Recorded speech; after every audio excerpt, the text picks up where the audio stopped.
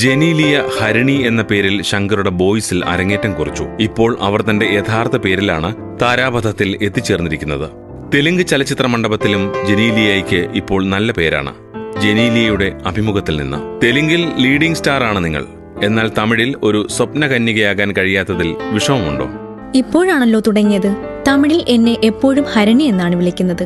എന്റെ ആദ്യ ചിത്രം ഇപ്പോഴും ആരും മറന്നിട്ടില്ല. എനിക്ക് സന്തോഷവുമുണ്ട്. യുവത്വം കഴിയുന്നതിന് മുമ്പ് നിങ്ങൾക്ക് ചെയ്തു തീർക്കേണ്ട കാര്യങ്ങൾ വല്ലതുമുണ്ടോ? എത്രയും വേഗം MBA പാസ്സാകണം. നിങ്ങളുടെ സെക്സ് അപ്പീൽ എന്തൊക്കെയാണ്? എന്റെ കണ്ണുകൾ, പുഞ്ചിരി. ഒരു നടി എന്ന നിലയിൽ നിങ്ങൾ അവതരിപ്പിക്കാൻ ആഗ്രഹിക്കുന്ന 3 കഥാപാത്രങ്ങൾ? എല്ലാവരും ഇഷ്ടപ്പെടുന്ന നിഷ്കളങ്കമായ കാമുകിയായി അഭിനയിക്കണം. സന്തോഷ് സുബ്രഹ്മണ്യം എന്ന ചിത്രത്തിൽ ഞാൻ അഭിനയിച്ച ഹാസിനിയിലൂടെ ആഗ്രഹം നിറവേറി. ബ്ലാക്ക് എന്ന ചിത്രത്തിൽ അഭിനയിക്കണം. ഏറ്റവും കൂടുതൽ ആകർഷിച്ച 5 പുരുഷന്മാർ? അങ്ങനെ ആരുമില്ല. നിങ്ങൾ ഇഷ്ടപ്പെടുന്ന പുസ്തകങ്ങൾ? ഗൗരവമുള്ള പുസ്തകങ്ങൾ വായിക്കുന്ന ശീലമില്ല. കോമിക്സ് ആണ് കൂടുതൽ ഇഷ്ടം. ബോയ്സിൽ കണ്ടതുപോലെയാണല്ലോ ഇപ്പോഴും നിങ്ങൾ? സംവിധായകൻ ശങ്കറും ഇത് തന്നെ പറഞ്ഞു.